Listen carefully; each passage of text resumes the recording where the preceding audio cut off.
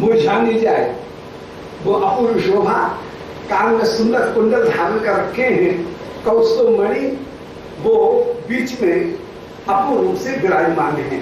कौस्तुभमणि हार के बीच में, और चंचल श्याम सुंदर गोपुर में पधारे और गोपुर से निकल करके बाहर जो बड़ा सुंदर चौतरा, उस चबूतरे के ऊपर आकर के बैठ रहे हैं।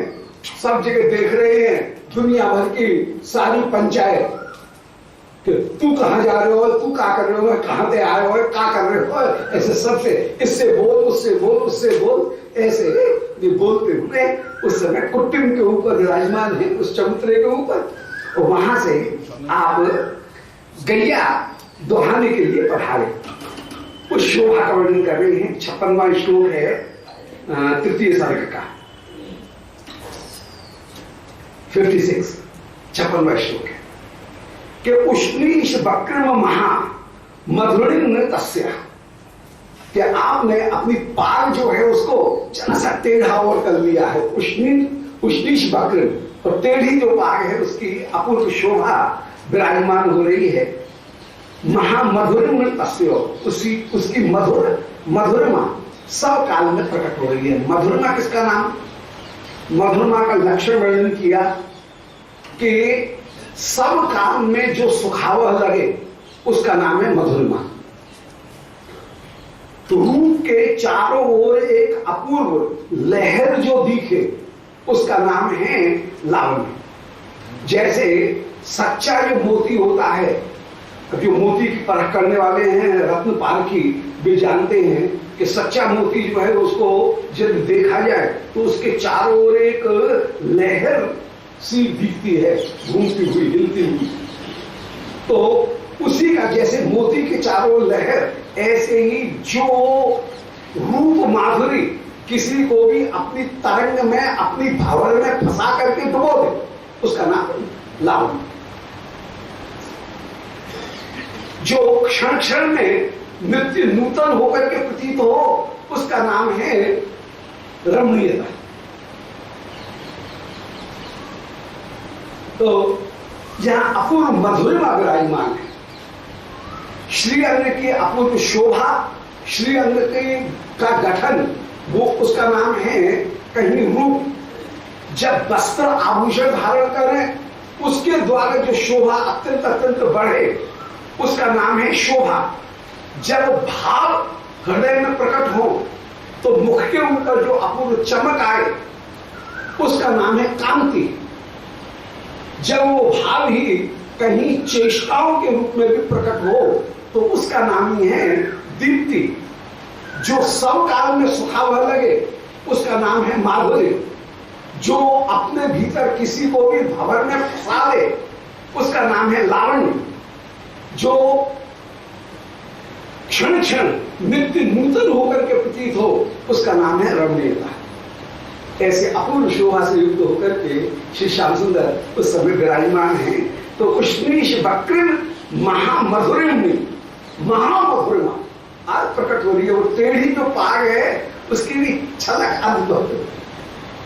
गटक सुधा की सी चटक, मटक भरी रस रेल, मोय सुहानी लगत अति, लटक लाल की एक।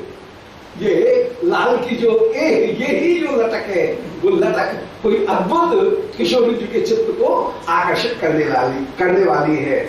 जहां पर गटक सुधा की सी चटक, अमृत जैसे गटक, अमृत, गटक मीठा अमृत हो, एकदम मीठा अमृत, गट्ट मीठा, और चटक मटक भरी रस रेल, रस की जो रेल है, रस का जो रेला है वो चटक मटक भरी, वो दिख रहे चटक मटक। वो कुट्टिम पे बैठे हैं, तू कहां से आ रहे हो, कहां जा रहे हो, कहां जा रहे हो, दुनिया भर की पंचायत जबरदस्ती। ये रस की ये चंचल शिरोमणि होकर के विराजमान है। तो वहां पर सब सखाओं से सब तरह की बात करते हुए आज सबसे बोलना, सबसे बतलाना, ये इनकी विशेषता। तो उस बोलने बतलाने में जो सुख प्राप्त है वो अद्भुत होकर के उस सुख का कोई ठिकाना नहीं। सो उष्णीश वक्र महामधुरिम तस्य, अपूर्व मधुरिमा है। तात तात्काल के किलन कस्य मनोन्यमांशी। श्री मधुरिका कह रही हैं, बोले अरे सखी, हे श्री राधिके, श्री श्याम सुंदर की वो जो चटक मटक भरी भुवों को मटका मटका करके जो बातचीत करना, सुंदर जिनकी रूप माधुरी, वो तात्काल की शोभा, गोदोहन करते समय, जाते समय उन कृष्ण की जो शोभा है वो किल कस्य मनोन्य मांक्षी। उसने अपने लावण्य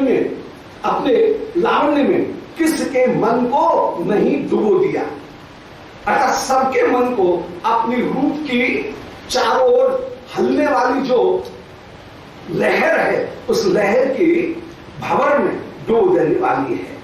तत्रैव शेखरित कानक सूत्र जाला। अब पाग जो है, उस पाग के छोर, पागबाधी, अब पाग का जो पीछे का छोर है, वो पीछे का छोर जरी का है। छोर जो है वो छोर तो जरी का ही होगा। उस जरी के छोर को भी जब पाग में जहां समाप्त हो रही है, वहां ऊपर जो खुरसा है, खुरसने पर ऊपर एक सुंदर चंद्राकार जो है, वो चंद्राकार उस पाग की शोभा का हो रहा है। तो तत्रैव शेखरित कानक सूत्र जाला। वो पाग के छोर के जो तुर्रा है, वो तुर्रा शेखरित होकर के श्री मस्तक के ऊपर विराजमान है। माने पहले तो पाग वाली, पाग की अपूर्व शोभा, और उसके पीछे वाला जो छोर है, वो छोर कहीं खुरस करके जो बांधा है, वो ऊपर शेखर फैला हुआ मयूर पंखी की तरह से वो फैला हुआ, वो अपूर्व शोभा को प्राप्त हो रहा है, वो अपूर्व उसकी शोभा। तो कानक सूत्र जाल, कानक माने वो जरी का है, स्वर्ण रंग के जो जरी, उस जरी के धागे उसमें से निकल रहे हैं, जरी के छोर निकल रहे हैं, और उनको पाक के छोर पर आपने खुरस रखा है। राजन मणिद्युत भरा किम वर्णित मिया, और उसके ऊपर जो सुंदर दुमाला धारण कर रखा है पाक के ऊपर, उसमें सुंदर मणि विराजमान है। ऐसी राजन मणि जो सुशोभित जो मणि है, वो किम वर्णनीय, उस मणि का क्या वर्णन किया जाए। वो मणि अद्भुत होकर के विराजमान, ऐसी सुंदर ग्वालिया की भी शोभा अद्भुत, धार काटते समय भी ग्वालिया शोभा जो है वो अद्भुत होकर के श्री श्याम सुंदर की विराजमान है। तई सौरभई प्रसन्न रही अनूप रागी ध्वान बलेल बलवी अदरोहित आदि। अब श्री श्याम सुंदर के श्री अंग से अपूर्व रूप से सुगंध निकल रही है। तो तई सौरभई, अपूर्व जो सुगंध निकल रही है, श्री अंग की सुगंध, वो तो कहां जाएगी, और वो सुगंध अपने आप ब्रज गोपिकागण रूपी भ्रमरियों को आकर्षित करने में पर्याप्त है। तो 23 सौरभ आज अपूर्व सुगंध ही श्री अंग से निकल रही है। श्री किशोर जी के अंग से भी रसिकों ने वाणी में निरूपण किया। अष्टगंध जो सुगंध है वो श्री प्रिया जी के श्री अंग से भी अपूर्व रूप से प्रकट है। वो जहां जिन रसकों को अनुभव हुई होगी, जो अनुभव हुई होगी, परंतु कहीं कपूर की, कहीं केशर की, कहीं कस्तूरी की, ये जो अपूर्व जो सुगंध है वो प्रिया की 8 श्री अंग रूपी जो कुंज, नयन, अधर, कान, श्रीहस्त, जो श्रीअंग जो अष्टपुण्य हैं, रंगन, रसद, विशद, वसुधा इत्यादि जो श्रीअंग रूपी जो कुंज हैं, तो श्रीअंग रूपी कुंजों में ही जो 8 प्रकार की जो सुगंध है, वो 8 प्रकार की सुगंध अपूर्व रूप से विराजमान, उनका कहीं रसकों ने खूब सुंदर निरूपण किया है। श्री प्रिया अपने श्रीअंग की उन 8 सुगंधों में ही, श्रीअंग कुंजों में, उनमें ही श्री श्याम सुंदर को निरंतर निरंतर बिलसाती हुई अपूर्व रूप से सुशोभित होती है।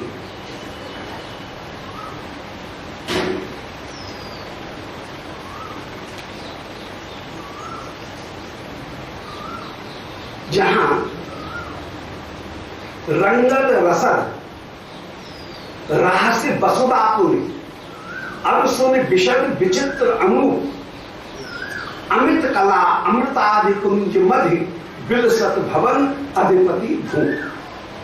श्री प्रिया के श्री अंग में श्री अंग ही ये 8 विलास कुंज के रूप में विराजमान है। एक कुंज का नाम है रंगत माने अनुराग, फिर रसद वक्षोज, फिर रहस्य अपूर्व रूप से प्रेम विलास, फिर वसुधा श्वासा वो भी कुंज होकर के विराजमान, फिर विशद विशद कुंज रसों ने वर्णन की है कपूर वही विशद कुंज है, फिर विचित्र श्रीचरण वो विचित्र कुंज है, फिर अमित कला कुंज, अमित कला कुंज है नहीं अमित कला कुंज, अमित कला, और फिर अमृतादि कुंज, अमृतादि कुंज अधर। ऐसे अष्टकुंज श्री प्रिया के श्री अंग में ही अपूर्व रूप से विराजमान, उनमें श्याम सुंदर को दुसाती हुई ही जो अपूर्व रूप से विराजमान है। तो करत विहार विभिन्न सुखनाम दूल्हे दुल्हन श्यामा श्याम, जहाँ श्यामा श्याम अपूर्व रूप से विहार करते हुए विराजमान, और रंग रसद रहस्य वसुदापुर अरसुन विशद विचित्र अनूप अमित कला अमृतादि कुंज मध्य बिलसत भवन अधिपति भू। ऐसे आहल महल कुंज में श्री विराजमान करते हुए विराजमान, वहां पर ही अष्ट जो गंध हैं वो अष्ट गंध श्री प्रिया के श्री अंग से अपूर्व रूप से विराजमान। यहां पर उसी गंध का वर्णन कर रहे हैं कि 23 सौरभे पुष्प भरे। अब श्री श्याम सुंदर के श्री अंग से जो प्रसन्न होने वाली प्रवाहित होने वाली जो अपूर्व सुगंध हैं वो सुगंध विराजमान है अणु नूपुर आदि, और उस समय श्री नूपुर वे भी अपूर्व रूप से श्री श्याम सुंदर के बज रहे हैं। ध्वान बलेन बलवीन अधरोहित आदि, श्याम सुंदर के गो दोहन का समय हो गया है ये विचार करके श्री ब्रजगोपिकागण श्री विश्वानंदिनी भी आप उस समय अपने महलों से उतर करके और जो दर्शन करने का जो स्थान है वहां पर पधारे। श्री बरसाने में महल वहां से उतर करके नीचे जो अपूर्व सुंदर जो बुर्जी श्री प्रिया जी के विराजने की, वहां से जो श्याम सुंदर की गौशाला वो निकट में सामने दिखे, वहां पर आकर के दर्शन करती हुई विराजमान है। या अपने महल श्री जावट में है तो जावट में भी अपने महल वहां पर चढ़ करके, या नंद भवन में जब विराजमान है उस समय श्री जितनी भी गोपिकागण बरसाने में श्री नंदगांव में वहां पर भी महल में विराजमान होकर के जो रूप माधुरी का दर्शन कर रही हैं। अभी तो श्री किशोरी जावट में यहाँ पर जो लीला का प्रसंग चल रहा है वो जावट में चल रहा है, परंतु ध्वाने बलेन बलभीम अधरोहित आदि उस समय मधुर नूपुर ध्वनि करते हुए सब गोपी अरे श्याम सुंदर के गोधोन का समय हो गया, गोधोन का समय हो गया ऐसे कहकर के सब अपने महलों में पधारी, वो महलों में पधार करके बलवी जो झरोखा उनमें विराजमान होकर के श्याम सुंदर की शोभा का दर्शन करें। वो झरोखा कहीं खुलते हैं श्री गौशाला में, जहां श्याम सुंदर गोदोहन कर रहे हैं तो उन झरोखाओं से श्याम सुंदर के गोदोहन की शोभा का दर्शन कर रहे हैं। गोशाल वर्तमान चलत लग्ना बली की, ऐसे भी लग्नागण आज गौशाला में गौशाला के मार्ग में श्री चल रही है और बलवी में विराजमान होकर के श्याम सुंदर की शोभा का दर्शन कर रही है। तो गौशाला वर्तमान चलत लग्ना बली भी, कोई गौशाला की ओर होकर के उधर जा रही है, वो श्याम सुंदर की शोभा का दर्शन कर रही है। और नेत्रांबुजरी सकतहा नहीं पूज्यते स्मो, ऐसी गोपियों के द्वारा श्री श्याम सुंदर कितने प्रकार से पूजित नहीं होते हैं। कतधा नहीं पूज्यते स्मो, कितने प्रकार से श्याम सुंदर की पूजा नहीं की जाती है। अर्थात विभिन्न भावों को प्रकट करते हुए जो गोपिकागण वो श्याम सुंदर का दर्शन करती हुई विराजमान है और श्री श्याम सुंदर का पूजन करती हुई वे विराजमान है। नयनों के द्वारा पूजन करती हुई सब गोपिकागण विराजमान। उस शोभा का दर्शन श्री रसिक जनों ने वर्णन किया, बोले धेन दोहत अति ही रति बाढ़ी, एक धार दोहों ने पहुंचाव और एक धार जहां थारी प्यारी। ये शोभ रूप माधुरी भी है। श्याम सुंदर गैयाओं को दोहाते दोहाते एक धार को दोहनी में डालते और एक धार के दोहर में डाल देंगे। तो एक धार दोहों ने पहुंचाव, एक धार जहां थारी प्यारी, ऐसी अपूर्व शोभा और प्रिया के दर्शन कर रही है। सप्ताई सौरभई प्रसंभरी श्री श्याम सुंदर की अष्टश्रीअंग रूपी जो कुंज, जहां पर प्रिया जी को आप बिलसाएं और प्रिया जी की अष्टश्रीअंग रूपी जो कुंज, उनमें श्री प्रिया श्याम सुंदर को बिलसाती हुई विराजमान हो। दोनों के श्रीअंग वे ही अष्ट कुंजों से युक्त होकर के विराजमान और उनमें बिलसाती हुई विराजमान और उन कुंजों से जो अपूर्व सौरभ प्रकट हो रहा है, उस सौरभ से एकदम आकर्षित होकर के ये गोपिकागण जो श्याम सुंदर का दर्शन करने के लिए अपनी अटा के ऊपर चढ़ करके श्याम सुंदर की शोभा का दर्शन करें, अटारी के ऊपर चढ़ करके बल्लभी के ऊपर दर्शन करके जो शोभा का दर्शन करें, उस समय प्रियागणों के रण नूपुर आदि जो नूपुर इत्यादि आभूषण है वे अपूर्व रूप से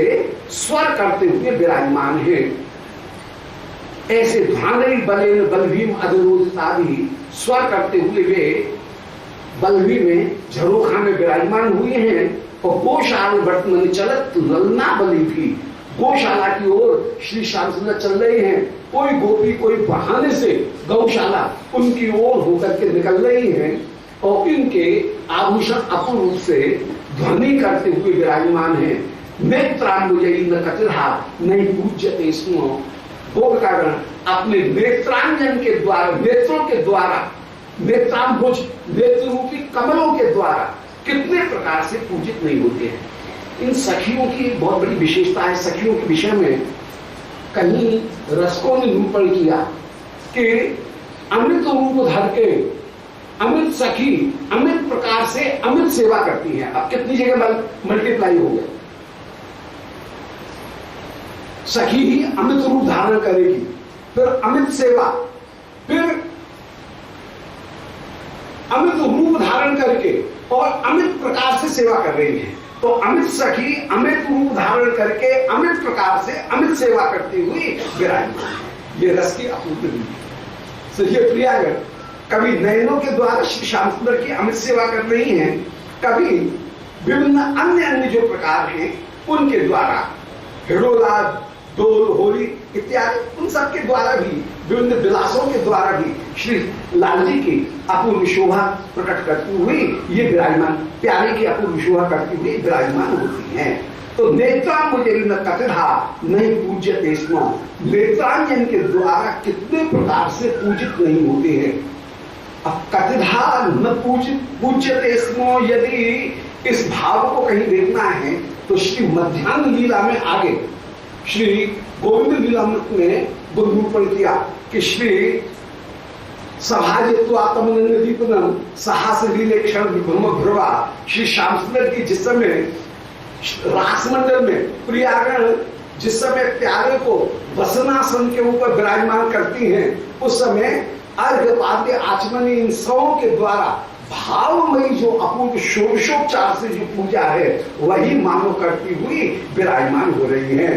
नेत्रों में जो आनंद के अश्रु विराजमान हैं, जो प्रश्वेत उत्पन्न हो रहा है, उसके द्वारा ही मानो श्याम सुंदर को अर्घ पाद्य आचमनीय प्रदान किया जा रहा है।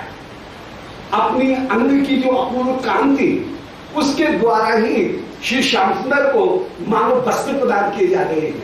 वो मध्याह्न लीला में श्री प्रियागण जिस समय मध्याह्न नुकुंज में विराजमान श्याम सुंदर पधारे, उस समय प्यारे का जो भाव में पूजन कर रही हैं, वहां पर भाव ही विभिन्न उपचार षोडशोपचार बन करके शिव प्रिया की पूजा करते हुए, श्याम सुंदर की पूजा करते हुए विराजमान हो गए। तो वो अपूर्ण रूप से वो भाव वहां पर विराजमान। तो भाव अपने आप में वस्तु बन करके भी पूजा करता हुआ विराजमान। यहां पर भी वही संकेत कहीं प्राप्त हो रहा है, वही संदर्भ प्राप्त हो रहा है कि नेत्रांबुली सकथित नो, नेत्र रूपी कमलों के द्वारा इन्होंने प्यारे की कितनी प्रकार से पूजा नहीं की। कथला करके जो प्यारे का दर्शन करके जो आभूषण झलत्कार कर रहे हैं, मानो वो ही प्यारे का स्वागत कर रहे हैं कि यहाँ गच्छतो, इह तिष्ठतो, सुप्रतिष्ठिता वरदा भवतो इत्यादि कहकर के जैसे स्वागत किया जा रहा है आभूषणों के माध्यम से, जो प्रश्वेद प्रकट हो रहे हैं, जो आनंद की अश्रुधारा आंसू नैनों में आ रहे हैं, वे आंसू ही भाव के प्रश्वेद ही मानो अर्घ पाद्य आचमनी बन करके श्याम सुंदर का पूजन करते हुए विराजमान है। जहां अपने अधरों की अपूर्व अधरामृत उनके द्वारा ही श्याम सुंदर को जैसे मधुपर्क प्रदान करती हुई विराजमान है। नेत्रों के कटाक्ष के द्वारा ही मानो धूप दीप करती हुई ये विराजमान है। भाव के द्वारा ही मानो भाव का भोग ही प्यारे को लगाती हुई नयनों की विभिन्न दृष्टि की भंगिमा उनके आराधित के द्वारा ही प्यारे के हृदय में आग की बढ़ाती हुई ये विराजमान है। प्यारे को पुनः श्रम दूर करके रस में प्रवृत्त कराना, यही आरती का जो स्वरूप है, उस आरती के स्वरूप को प्रकट करते हुए ये विराजमान है। तो यहाँ पर केवल संकेत कर दिया कि नेत्रांबुजयी, नेत्र रूपी कटाक्ष के कमलों के द्वारा कथिता मन षोडशोपचार से कितने प्रकार से इन्होंने श्याम सुंदर की पूजा नहीं की है। अब ये आगे तत्त विलास बलता सुषमा रसाला प्रेष्ठ सा मधुर का परिवेश माला वैश्लेष का ज्वर मशी शमदत अपि यथास्या तेने च तम शतगुणम त्रिशमेश ध्रयंती। अब तत्त विलास बलता सुषमा रसाला, अब इन प्रियागणों की सुषमा रसाला का ये रसिक शिरोमणि पान कर रहे हैं। तत्त विलास बलता, विभिन्न जो विलास, उन विलास से युक्त होकर के श्री अपूर्व जो सुषमा, उस सुषमा की रसाला को ही मानो श्याम सुंदर को परिवेशन किया जा रहा है। रसाला एक इतना सुंदर भोज्य पदार्थ है, एक पेय पदार्थ है जो मुख्य रूप से तो है दही, पर उस दही में कहीं मिश्री भी मिली हुई है, कपूर भी मिला हुआ है और उसमें आम भी मिला हुआ है। तो दही और आम इनको मिलकर के जो परम सुंदर एक पेय पदार्थ, उस पेय पदार्थ का नाम है रसाला, जो कि मीठा भी है, जिसमें थोड़ी सी कहीं चिरपरी काली मिर्च भी है, जिसमें सुंदर केसर इलायची ये भी अपूर्व रूप से विराजमान है, और आम भी है, पर उसका बेस जो है वो दही है, उसको रसाला कहते हैं। तो ऐसा जो अपूर्व रसाला, उस रसाला का मानो ये प्रियागण श्याम सुंदर को आस्वादन करा रही हैं। अब ये रसाला कैसा है, बोले विलास, विलास रूपी रसाला इनका पान कराते हुए विराजमान है। विलास कहते हैं, एक पारिभाषिक शब्द है विलास, अनुभाव का एक स्वरूप है विलास। विलास उसे कहते हैं जहां ग्रीवा, भौं, मुस्कान, अवगुंठन इनके द्वारा अपने किसी भाव को प्रकट कर दिया जाए, उसका नाम है विलास। जैसे कभी एक विलास का वर्णन श्री रूप गोस्वामी जी ने किया है, उज्ज्वल नीलमणि में एक विलास का लक्षण दिया है वो श्लोक तो इस समय उपस्थित नहीं है, परंतु वो विलास का वर्णन। कभी श्री श्याम सुंदर मध्यान्ह लीला में सखियों के पास में सखियों ने श्याम सुंदर को प्रिया जी के बगल में विराजमान कर दिया, अब जोड़ी से बैठे हुए हैं। अब श्री श्याम सुंदर बार बार मुड़ करके देखना चाहते हैं, परंतु प्रिया अभी लजा रही है और श्याम सुंदर की ओर रुक करके भी विराजमान है, अभी जोड़ी से बराबर में विराजमान है, दोनों रुक करके विराजमान नहीं है। अब श्याम सुंदर प्रिया को अपनी ओर उन्मुख करने के लिए बड़ी चतुराई करते हैं और उस समय श्री तुंग विद्या जी से कहते हैं, वो तुंग विद्या आज प्रातः काल के समय मैंने एक स्वप्न देखा। बोले क्या? बोले कोई देवी मेरे सामने उपस्थित होकर के ये कह रही है कि श्याम सुंदर आज आपको कोई कनक माला, स्वर्ण की माला प्राप्त होगी। ये जो स्वप्न देखा है इस माला का क्या फल है? श्री किशोरी जी सब समझ रही है कि क्या कहना चाहते हैं चंचल शिरोमणि, वे सब समझ रही है। तो श्री प्रिया उस समय जरा सी अपनी ग्रीवा को झुका करके ऐसे कह करके केवल अभी ये विलास किसे कहते, विलास का लक्षण है कि मुख से कुछ नहीं बोल रही है, केवल ग्रीवा को जरा सा